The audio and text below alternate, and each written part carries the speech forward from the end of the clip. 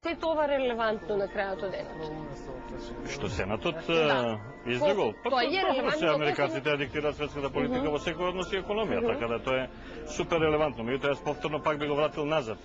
Консензус може има меѓу политичките партии за влегувањето во НАТО. Не сум до сега чул, може не сум бил тука, дека има консензус во народот. Консензус се има со ќе го се праша на референдум и ќе се види дали има и колкав е консензусот. Меѓутоа НАТО нас прво ќе не чини многу пари. Тоа ми беше второто подпрашање, че има ли Македонија толку пари да одвои од буџетот? Пари, второ не прави окупатори, тоа може би во следниве 4, 5 или 10 години нема да се гледа така, меѓутоа после 50-60 години вистината ќе се покаже таква како што е. Се прати војска во друга држава. Тоа нема никаква друга дефиниција, сем окупација со 4 војника или со 400.000 војника е се. Ние гледате дека и другите млади нови членки на НАТО се жалат дека тоа многу ги чини, дека мора да купуваат само оружје од одредени производители, значи не може поевтино да кажеме украинско. А на крајот на криштата секој што постава прашање зошто во НАТО не е Швајцарија, ај ќе речете Швајцарија има банки пари, меѓутоа зошто во НАТО не е да кажеме Шведска примерно. Исто така се решени многу убави социјални прашања. Ви благодарам. Зошто на висина Швајцарија не е во НАТО? Не можам да зборувам нити за Швајцарија, нити за Шведска, бидејќи не сум нивен граѓанин.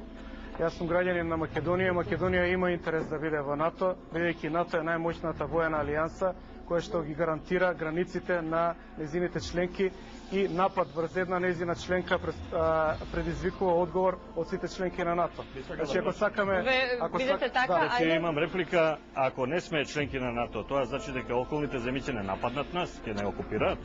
Господин Миленко Неделковски, не зборувам за околните земји, зборувам за стратешки интереси на Македонија.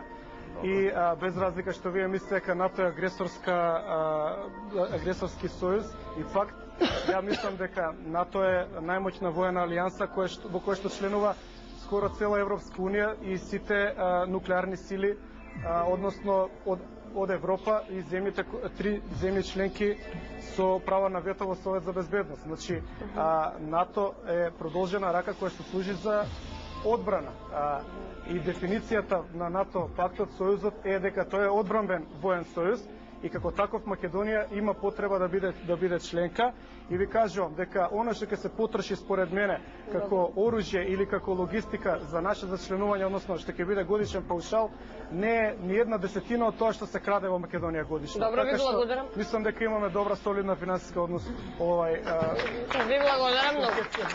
Единствено нешто тоа што се провлекува во последно време е дека заканувањето на Грција, кои што велат ако не знам почнат преговорите на Македонија за влез во НАТО, тогаш ова грчкиот став представува еден вид закана. Од друга страна вела дека американците толку многу добро излобирале, што Атина ќе биде во овој случај изолирана. Какво е вашето мислење за ова? Да, мислам дека Атина ќе биде изолирана, дефинитивно. Абе, ова политика е страшна работа. Мора многу да дадеш за да добиеш малце, неверојатно. Влезот во НАТО е мач со 2 оштрици, значи